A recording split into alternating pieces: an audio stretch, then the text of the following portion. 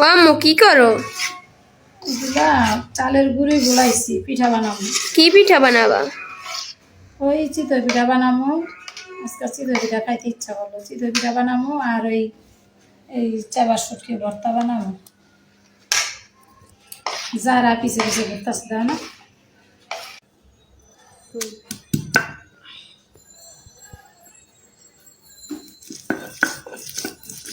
আমি এখন শুটকি মাছের এই ভর্তা বানাইতেছি।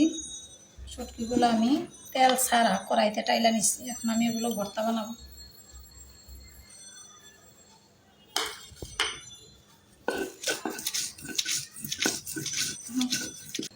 এখানে আমি শুকনা মরিচ নিয়ে নিচ্ছি।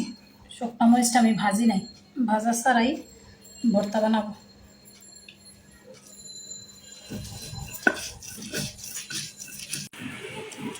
এই আমার ভর্তা বানানো হয়ে গেছে।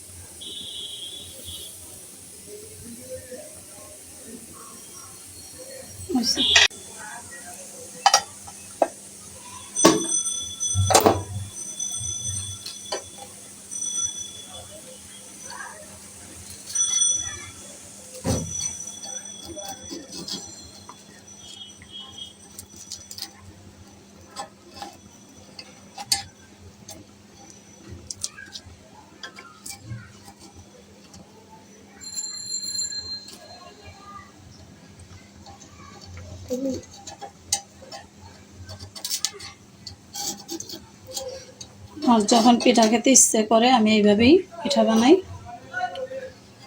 ঘরে। এই হলো আমার পিঠা। আর এই চেবার শুটকি ভর্তা।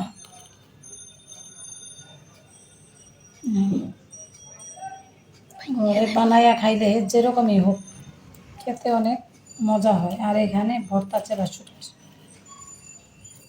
ভিডিওটি ভালো লাগলে লাইক শেয়ার কমেন্ট করে দিয়েন, ফলো দিয়ে পাশে থাকবেন।